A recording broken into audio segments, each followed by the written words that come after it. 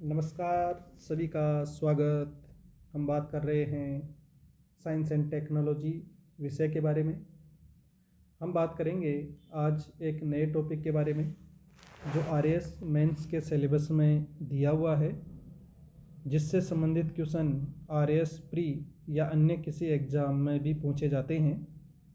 और RAS mains 2021 में इस टॉपिक से 5 नंबर का एक क्वेश्चन भी पूछा गया है, जिसके बारे में भी हम चर्चा करेंगे। उसका आंसर किस तरीके से लिखा जाना चाहिए उसके बारे में भी हम चर्चा करेंगे। तो आज का जो हमारा टॉपिक होगा वो होगा प्रक्षेपण यान, लॉन्चिंग व्हीकल। प्रक्षेपण यान जो हम नया टॉपिक शुरू कर रहे हैं।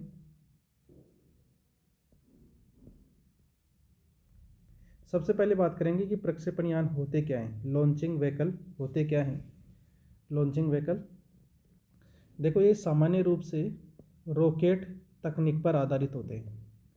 रॉकेट तकनीक पर आधारित होते हैं और किसी भी पेलोड को पृथ्वी की विभिन्न कक्षाओं में स्थापित करने के लिए उपयोग में लिए जाते हैं। जिस प्रकार से जैसे मानो कोई बस है और बस ए बिंदु से यात्रियों को बिठाए और यात्रियों को ले जाकर के बी बिंदु पर क्या कर दे, छोड़ दे। तो ये बस है जो इन यात्रियों के लिए एक प्रकार से जो व्हीकल का काम कर रही है। उसी प्रकार से जैसे मान लो कोई भी एक व्हीकल हो, इस तरीके का कोई रॉकेट हो, जिसमें यहाँ पर है जो पेलोड या किसी उपग्रह को बिठाए और यहाँ से इसको क्या करें, लॉन्च करें। लॉन्च करने के बाद में ये जाए और जा कर के पृथ्वी की जो अलग अलग कक्षाएं हैं उन कक्षाओं में जो उस उपग्रह को जा कर के क्या कर दे, स्थापित कर दे। तो यानी पृथ्वी की विभिन्न कक्षाओं में स्थापित करने के लिए रॉकेट तकनीक पर आधारित जिस व्हीकल या जिस वाहन का उपयोग किया जाता है उसे लॉन्चिंग व्हीकल बोला जाता है, उसे प्रक्षेपण यान बोला जाता है। प्रक्षेपण यान बोला जाता है। ये चीज़ अपने को ध्यान में रखनी है। भारत में विभिन्न प्रक्षेपण यानों के विकास के बारे में देखें तो इसे हम देख सकते हैं 3 चरणों में। भारत में जो प्रक्षेपण यान है उनका विकास 3 प्रकार से हुआ। एक जो होता है, पहला जो चरण चला उसका नाम था ऐतिहासिक या प्रायोगिक प्रक्षेपण यान। ऐतिहासिक या प्रायोगिक प्रक्षेपण यान। प्रक्षेपण यान। दूसरा जो चरण स्टार्ट हुआ था उसका नाम था वर्तमान के प्रक्षेपण यान। यानी हम प्रक्षेपण यानों को 3 प्रकार से कैटेगराइज कर सकते हैं, वर्गीकरण कर सकते हैं। तो वर्तमान के प्रक्षेपण यान। तीसरा जो बिंदु है वो है भविष्य के प्रक्षेपण यान। तीसरा क्लासिफिकेशन क्या हो जाएगा, भविष्य के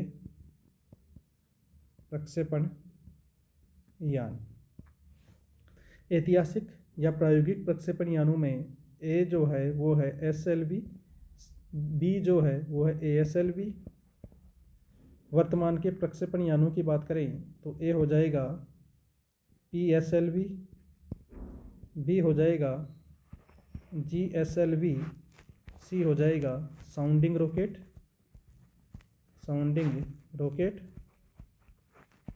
भविष्य के प्रक्षेपण यानों की अगर बात करें तो हो जाएगा RLV, रीयूजेबल लॉन्चिंग व्हीकल।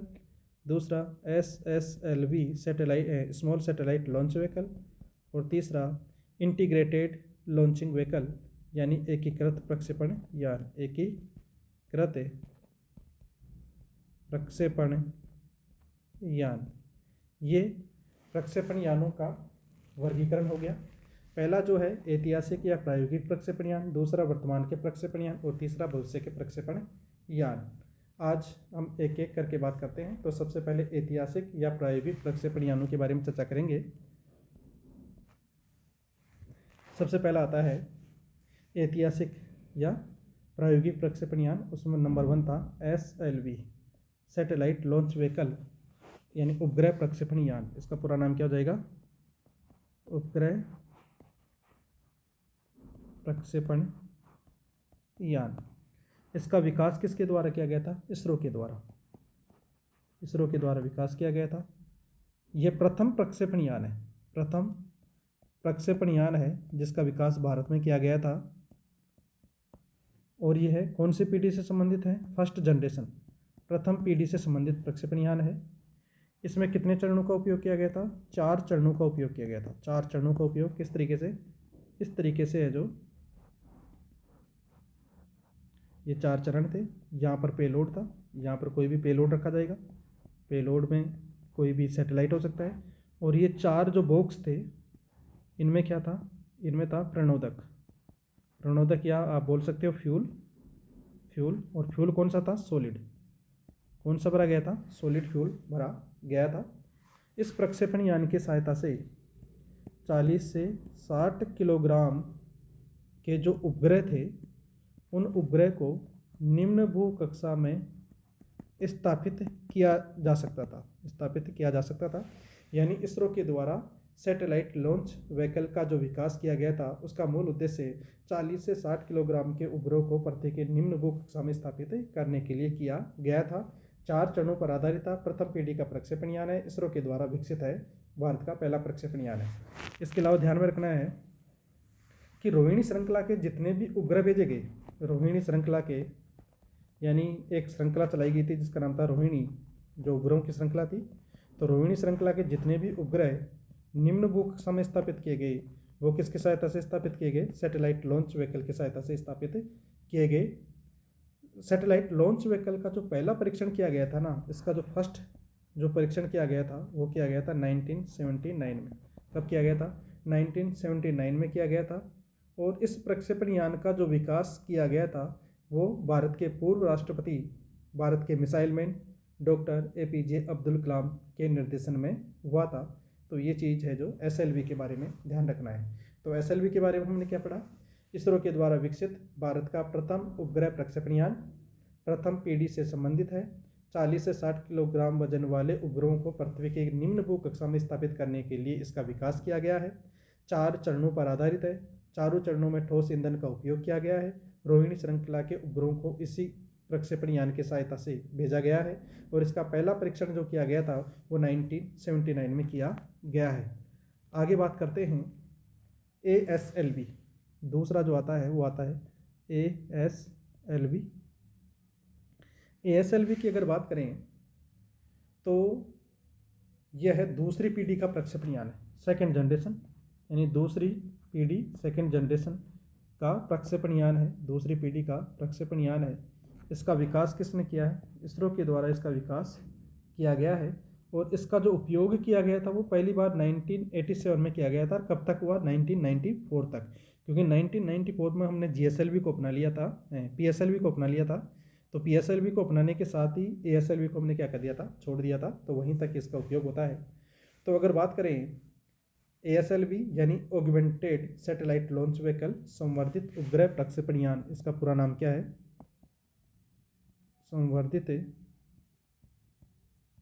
उपग्रह प्रक्षेपण यान। कितने चरणों पर आधारित है? 5 चरणों पर आधारित है। और 5 चरणों में कौन सा ईंधन है? ठोस ईंधन का उपयोग किया गया है। 5 चरण इस तरीके से हम देख सकते हैं, और यहाँ पर जो पेलोड होता है ये 5 चरण हो गए। इन 5 चरणों के अंदर है जो कौन सा? ठोस ईंधन भरा जाता है।